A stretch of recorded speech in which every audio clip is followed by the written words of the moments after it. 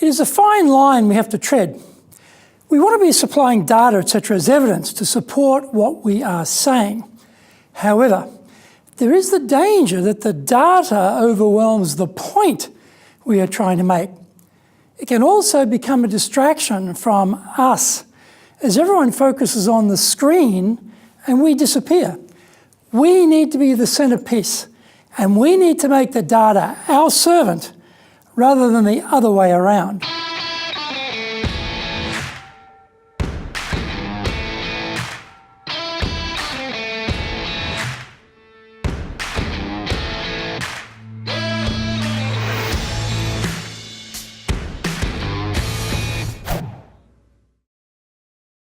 Welcome back to this weekly edition every Tuesday of the Cutting Edge Japan Business Show.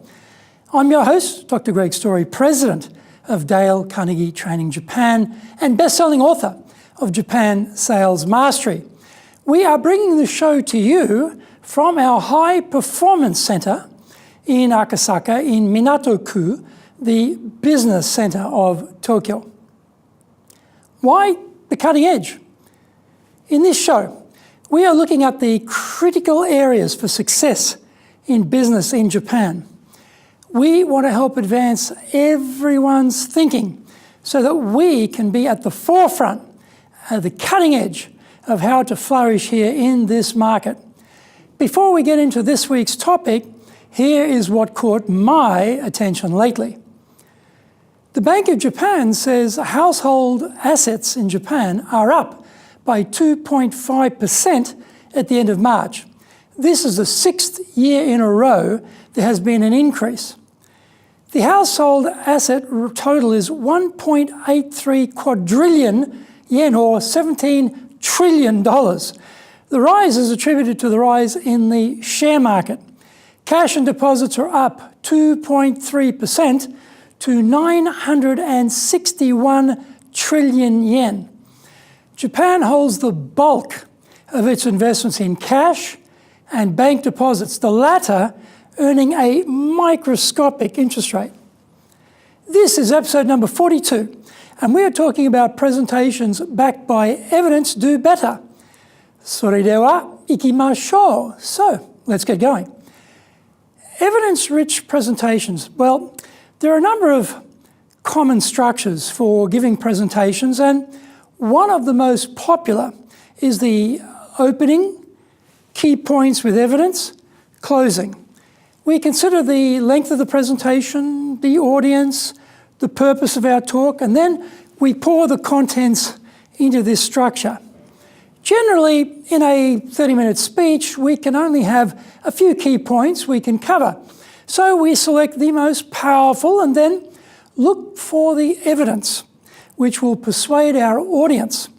This is where a lot of presentations suddenly snatch defeat from the jaws of victory. The structure flow is a simple one. The analysis of the occasion is straightforward, but at this next stage, we can get confused about what we are trying to achieve. We might become so engrossed in the evidence assembly component that we forget the crucial why aspect of this effort. We are not here to produce mounds of statistics, battalions of bar charts, or proffer reams of text on a screen. Technically oriented presenters love to bludgeon their audience with detail, usually in font or scale so small it is barely visible on screen. No. The why is all about persuading the audience of our conclusion or way of thinking. This is communication skill rather than archaeological or archival skill. Line charts, pie charts, comparison tables are trotted out to do battle with the perception and biases of the audience. The errors, though, include a presentation style where the actual detail is unapproachable and is not fully accepted. The tendency is to imagine that this quality data will stand by itself and not require the presenter to do much. This is another grave error. I don't have to be a good speaker because the quality of my information is so high.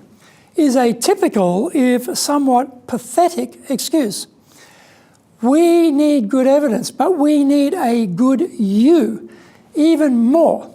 Another common error is to invest the vast majority of the time for the presentation preparation on the accompanying slides for the talk. Digging up the data, tweaking the detail, creating the charts, arranging the order. We become quite busy. So busy, in fact, that we forget to practice the delivery of the talk. We find ourselves presenting the content for the first time up at the podium, peering down at our audience. We are, in fact, practicing on our audience, and this is not a best practice. Actually, it is ridiculous. Find out more when we come back from the break. If you want to become a fully competent and confident presenter, then do the High Impact Presentations course. We are all being judged when we speak, be it in the internal team meeting or in a public environment, be it the big bosses, clients, or an industry audience. Everyone is evaluating us. Don't blow it. Get the best training on the planet. Do the High Impact Presentations course now in either Japanese or English. Welcome back. How should we fix this approach? Some examples of evidence are really powerful when they are numbers, but instead of drowning our audience with too many numbers, we can select one key number and use a very big font to isolate out that one number. We then talk to that number and explain what it means. If we want to use line charts or trend analysis, then one chart per slide is a good rule. We don't split the visual concentration of our audience. We speak to the significance of the trend, knowing that our audience can see the trend line for themselves. To improve our communication effectiveness, we can go on maybe one step further and tell stories about the numbers. Who was involved, where, when, and what happened. We recall stories more easily than masses of data. This helps to get us around to the why of our talk, the key point we want the audience to absorb. And we practice the delivery over and over until we are comfortable we have the cadence right. We recall Professor Marabian's study about the importance of not just what we say, but how we say it, emphasizing particular words, adding gestures for strengthening key points, engaging our audience by using eye contact, allowing pauses so ideas can sink in, and reducing distractions so our words are heard. This is key. The Cutting Edge Japan Business Show is here to help you succeed in Japan. Subscribe on YouTube. Share with your family, friends, and colleagues. Become a regular. Thank you for watching this episode, and remember to hit the subscribe button. Our website details are on screen now, enjapan.dalecarnegie.com. Awesome values, so check it out. In episode 43, we're talking about old school Japanese service. Find out more about that next week. So, yoroshiku onegai itashimasu. Please join me for the next episode of the Cutting Edge Japan Business Show. We are here to help you, and we have only one direction in mind for you and your business, and that is up.